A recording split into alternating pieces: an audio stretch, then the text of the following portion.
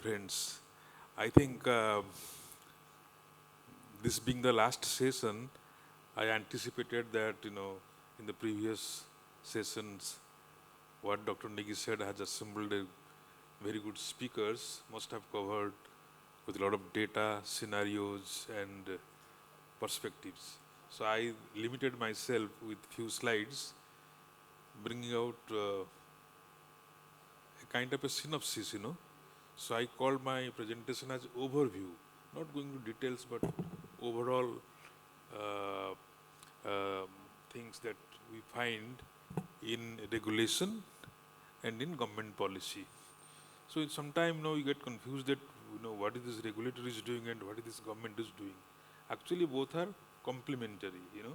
If you look at earlier, government used to do the both. So there is some kind of conflict of interest arose. Plus, you know, no full-time business for government to regulate sectors. Regulation's primary job is to ensure competition and level playing field in the market. When there is a market, you need a regulator. And the third aspect is protecting consumer interest. You read any of these legislation starting from SEBI, TRI and whatnot, you'll find this is the preamble.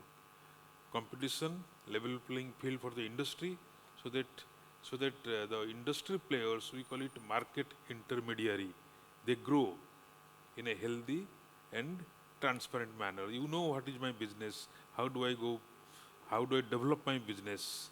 There is no threat, there is no kind of suppression or misinformation. Information is very critical, in a setup. Government is for all development. Regulation cannot do development job.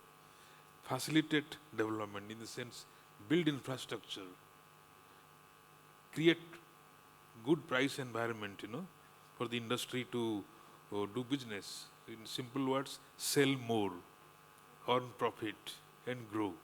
So these two are, kind of complementary. So in our case, we'll see how far we have moved from the day the gas sector was, the CGD sector was thought of. It was there for a very, very long time, but actual growth came from, say, 2009. Moderate growth, but from 2017, it just boomerang kind of, it just, it boomed. So therefore, let me now go into, what is this one?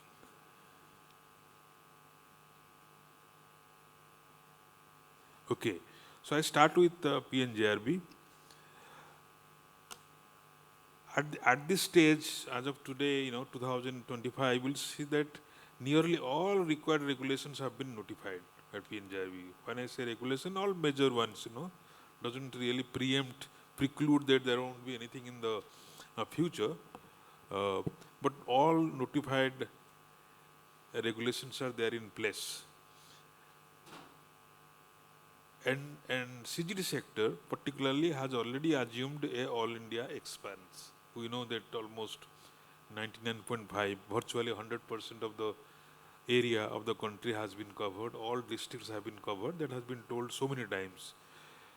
So in May 2025, PNGRB notified the regulation on registration of LNG terminals. That was, with this, it has come to an end. It started from the end. Now LNG terminal is the beginning of the supply chain. So it has now been notified. Could be there could be another regulation in the offing. I mean, when the time comes, obviously PNGR will come out, is about the independent gas storage system. So storage is going to, as we grow, as the market grows, as the consumption grows, and already speakers have said, Dr. Negi also told, that India will be depending increasingly on LNG, because there is no bright prospect for domestic gas. It's not really there, actually, had it been there, it would have come out by this time. So what we'll have is, like few days back, the minister inaugurated or spoke about the Oil India Limited finding gas. But what is there? It's a small field. It's a small, almost discarded field, you know. So that has uh, found some gas in Rajasthan, few thousands gas. So maybe, you know, few years it can add, not in a big way, but in a marginal way. But anyway, something is better than having to import LNG. So fact is clear, we will be depending on LNG more and more in the coming years. So therefore, storage becomes important because LNG price being so volatile, obviously storage will help in stabilizing the prices. That is very critical for the growth. And second one could be that we have now gas pipelines are, you know, developing, not a full-fledged grid, but there is indications of a grid developing. Maybe I always call it should be an interconnected network, not just a grid. You know, the all pipelines should be interconnected so that it reaches almost all areas. It should be as close as possible to the industry and closest possible to the city gas, because city gas being the smallest of the industries here. So therefore, a independent system operator, which is globally now recognized, you know, that for a network gas grid, there has to be an independent system operator. So could be, you know, PNG. I don't know. Probably it is already out, or they could work out a regulation on independent system regulator for gas grid. Gas market, India, elsewhere, all over the world, is in a flux. Actually, I put the word is in great flux. Then I deleted that word. I said it will be too harsh rather to say. But flux itself means there is a lot of uncertainty in the gas market. And obviously, therefore, since it is in a very dynamic setup, particularly made more dynamic by the climate change regulations, you know, nobody knows at this stage what will happen, because every day you find that something is changing. You know, Europe went back to, because of Russia-Ukraine war, Europe went back to coal. America is now threatening with oil. So we don't know which direction the energy market will move. But anyway, therefore, regulations have to adapt. Regulations have to continuously evolve, you know. You will find, and it has happened with all regulations elsewhere also, existing regulations will be amended as the market changes, as the players' activity change. So regulations has to adapt to the changing environment. So there will be amendments to the existing regulation, there will be new regulations, there will be new guidelines, there will be some deletions also, older regulations. This will go on. And natural gas, as we know, is facing stiff competition from the above, that is oil, the king of energy market, and from the below, the renewables, the baby, you know, in the market. So, you know, it is sandwiched between these two.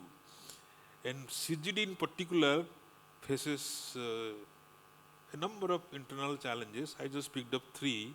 One is meeting minimum work program set by the PNGRB during bidding.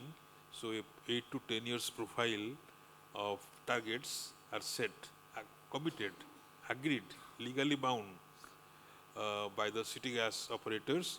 So that MWP, how to meet that is now showing some fractures, showing some tough challenges. Second is project complete. This is okay, so the regulator, but then also on the field, on the local field, there is problem of how to complete the project in a timely manner, because of, you know, all these approvals and clearances and, you know, user charges, whatnot. And finally, how do you attract the, you know, having meet all the your MDP, having got the project on the ground, how do you attract the consumer finally, because sale has to happen now. So these three are mainly challenges that CGD is facing. CGD also faces external challenges. One is competitive threats from the oil marketing company, because natural gas is not a unique or a exclusive product. It has to replace oil. Oil is already there in bulk everywhere, you know, globally also. So natural gas growth means replacement of oil and coal, mostly oil now. So therefore, there will be always competitive threats because they can also innovate, they can also try to reduce their cost, they will try to attract customers by innovative means. So there is always a threat coming from oil marketing companies. Then there is, kind of a global problem. The regulations coming from climate change, not only CGD, not only gas, everybody, all energy companies will be facing this. Which way it will go? How do you adapt changes, to the new environment? So obviously we have the regulations, we have the government, development policies, how they have performed. Final acid test is performance. The litmus test of CGD sector, for that matter any sector, whether regulation have been effective, whether government policy have been effective, is the performance. That is the barometer. Finally, the industry has to perform. If it is not performing, either there is an internal problem or there is an external problem like regulation, policy, whatever, So let's see the performance and few slides so that, what has happened now. There are gas demand projections every year almost now. These days, every year people are changing. Earlier there used to be a 5-year gap, but the market is so uncertain. You'll find all international agencies, bring out their annual reports or outlook every year and they change the targets. The latest one is this, that gas demand projections 2030, who used to hover around 500 mmSCMD, including our minister announced few months back that for gas-based economy, the target is 500 mmSCMD by 2030. But this is what there is almost a agreement, commonality in their view that all these agencies, EIA is very famous, USA, IEA is for OECD, #1 agency in the world. Then there is our FICCI. FICCI also attempted a projection. Then there is PNGRB, our own regulator. Then Deloitte also has been engaged by PNGRB to study this market. They're all in the around 300 mmSCMD rate by 2030. This is business as usual. If things continue like this will happen. And if you go for a stretched, they call it stretched, some people call expanded, some people call new policy scenario. So it can go up to 450 but nobody is saying that, 2030, by 2030 it will be 500. Now the horizon has shifted to 2040. So by 2040 you can go to 500 or 600. So what does it mean? Currently we are at 184 mmSCMD. If you go to 300, so there is an additional gas demand coming at 116 mmSCMD. Somebody has to fill this gap. Somebody has to fill this demand of 116 mmSCMD. All agencies, whatever I have shown earlier, they are all saying that CGD is the most important sector to bring in this additional gas, to meet this additional gas demand. CGD is fully equipped now to meet this additional demand. How much? They say about 45 to 50% of additional demand of 116 mmSCMD can come from, in a normal manner, come from CGD, and then followed by refinery and petrochemicals about 19 to 25%. So obviously, these two are also now taking a lot of gas, particularly the domestic gas and LNG.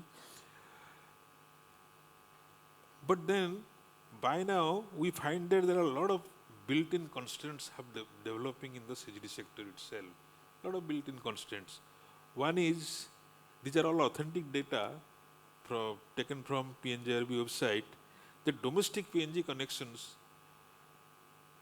2024 end data, total target, because these MWP, minimum work program target, stretch up to 2032, 10-year profile. 8 to 10-year profile targets are set, so they can go up to 2032. So the total target is 12.63 crore domestic PNG connection to 12.63 crore families are domestic PNG connections. If you consider 2024, that target is 2.66 crore, out of which 1.38 crore have been connected. So there is a huge gap. It's almost 50% gap. 50% of the target by 2024 have been met. So 50% goes for, you know, goes for a problem area. CNG stations, total target 18,000. For 2024, about 4,000. But look at the difference. The actual is 7,326. So this is a very interesting paradox. So far CNG is concerned, companies have set of stations more than their target, more than their legal mandate by 2024. They are setting up more and more CNG. Obviously, the reason is very obvious in the sense that CNG is profitable. CNG is somehow giving the cushion to the city gas company to remain afloat, to remain profitable. There are two, the CGD steel pipelines, small pipelines, and there is a gas transmission pipeline. Now, CGD pipelines are also falling short of mandated targets. Obviously, the data is there. They are also almost, I think,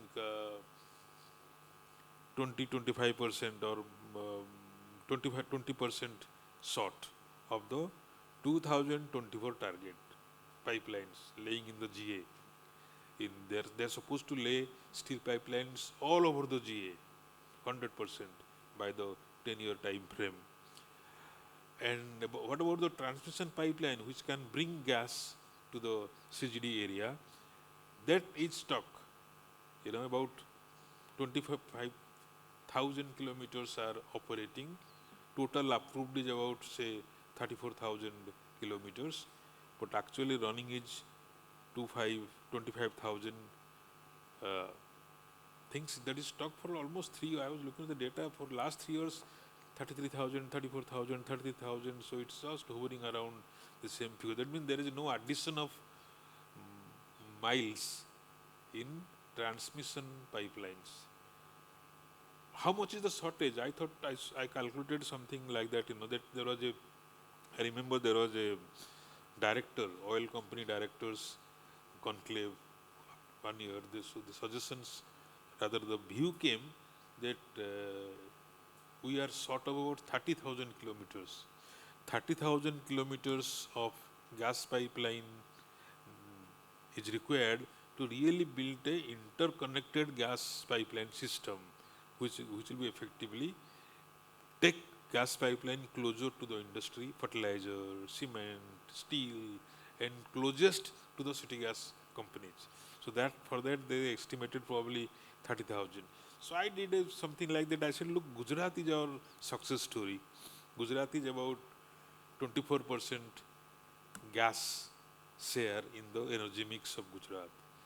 Gujarat is almost comparable to anywhere in the world. I mean, the world average is 24. Gujarat is also 24% gas share in the total energy mix of Gujarat, not India. We are at 6. India is at 6%. So if you suppose you say, okay, Gujarat is our own state, suppose we replicate whatever pipeline in Gujarat is there and make it prorated to 15%. At 15%, how much pipeline Gujarat has, and if you spread it all over the India, then you need at least 52,000 kilometers. So therefore, that also comes very close to the director's estimate. So about 30,000 kilometers of additional transmission pipeline is required to be built to really have a meaningful, effective interconnected gas pipeline system. Finally, this underperformance of CGD sector, it is underperforming. Now it is very clear we are already 10 years down the line, 10, not 10 even, I think 15 years, 2009, 20 years almost, close to 20 years, 20 years, 15 years we are now in the business. So there is this underperformance is coming out and it's increasing. day by day. We have seen residential PNG connection is sort of 50%. Steel pipelines are sort of, they're very strict mandatory requirement that you must lay steel pipelines, you must connect residential. It's not all 100%. Remember, the difference between steel pipeline and residential PNG connection is that while the residential PNG connection is 100% of the area, steel pipelines is 100% of the area, residential PNG is not 100% of the population. So therefore it is less, it is almost 10-20% of the population. That is the mandated target you can cover in the first 8 years. If you do more, it's better. In contrast, CNG stations have exceeded because of CNG is doing better. So what are the, I just jot down few factors, there could be many more. There are experts here who can add or delete one or two from here. But what are these factors which have caused underperformance of PNG segment of the city gas? First is obviously lack of demand. If there is demand, companies can always go ahead and do it. There is lack of demand. High LNG prices, pipeline connectivity. We knew the initial regulations prescribed that the transmission pipeline should be less than 30 kilometers from the GA. Because if it is less than 30 kilometers, the cost of laying that pipeline can be borne by city gas company. If it is long, then obviously the cost becomes prohibitive for that small company. Criteria for selection of GAs now, because GAs has become unwieldy. Some GAs are very big, some GAs are small. So therefore, something like it appears that there has to be some relook into the criteria of selection of GA or adjustment. Now there is no question of relook because they have already been awarded away. So there could be adjustment if possible. If that is a factor to reckon with. If that is a factor which is causing underperformance. If that is not causing underperformance, no problem. Absence of single window system, it is there for the last 10 years. Probably 2-3 states have already done. The center made a lot of efforts, calling meetings, notifying a guideline, but states are, so it's not working actually. There has to be some other way how to impress upon the states to set up single window system, which will solve in two ways. It will reduce the time, what we call time overrun for a project. And then it gives the confidence to the industry to plan much more effectively. That this is the time I require through single system. So I'll take this time and plan my activities. And then of course, perennial problem of high taxes, uneven taxes, irregular all kinds of things. You can't. I was long time back. I did a study. I found that in Europe, between the countries, suppose you say Norway, Sweden, Finland, these are Scandinavian countries. Norway, Sweden, Finland. There is only one sales tax in natural gas. There is only one rate, because otherwise what will happen? The Norway fellow will go to the Finland, fill up his tank. Same thing if you go to Paris, Denmark, other places, there will be another rate. But there is a difference between regions. So the tax varies from 15% VAT, varies from 15% to 25% in Europe, but there is uniformity in application. But in our case, you'll be surprised, adjacent states have difference as much as say 15%. Somewhere it's 0, the another state which is close to that is 20%. So all kinds of things are happening here. It's really pretty bad. The tax thing has not been rationalized so far. Now let's finally it comes down to the government policy. Government policy, the best thing they have done is to prioritize domestic gas allocation to CNG and PNG, but then domestic gas itself is declining fast. So obviously they will come, but this will be ineffective. They have to only fall back on LNG. So therefore, government has to look for policies how to boost LNG imports. And industrial offtakes are critical. Industry has to take more and more gas. It's not just households which can really take it to a gas-based economy. For gas-based economy to be a reality in India, it is the industry which has to take more and more gas. For that, the right kind of policies have to be made, how to incentivize or how to induce industries to take more and more LNG, since the domestic gas is not there. Creation of demand is anyway, it's a combination of so many factors. Single window system, I have already spoken. Taxes, VAT and excise are still high. So this has to be done. So innovative government policies required to boost gas demand and move closer to a gas-based economy. We know that in 2016, government announced a target that India should work towards raising share of natural gas in the primary energy mix to 15%. That time it was 6.5%. Today it is, some people are quoting 6.3, some are even quoting 5.8%. So it is anyway much below the 2016 level also. So precarious is the gas market development scenario that we are going back, announcing something and coming down so badly is really speaks that something is somewhere wrong. So what are the things that which constrain? Demand creation, I personally believe, and many of my industry friends all believe, that pipelines becomes very critical to create. You don't know where is the demand unless a pipeline goes to the industry and then the taxation matter is solved. Gas can go, but today the pipelines are not there. Somebody was telling that city gas, the new city gas distribution companies are almost more than 100 kilometers away from the transmission pipeline. So obviously, as per the rule, the city gas company has to build that pipeline to bring gas from transmission pipelines. Obviously, it can't incur such a huge cost. So they are going for trucks, cascades, and which are very prohibitively costly. Reduce vast excise duty, yes, it must be done.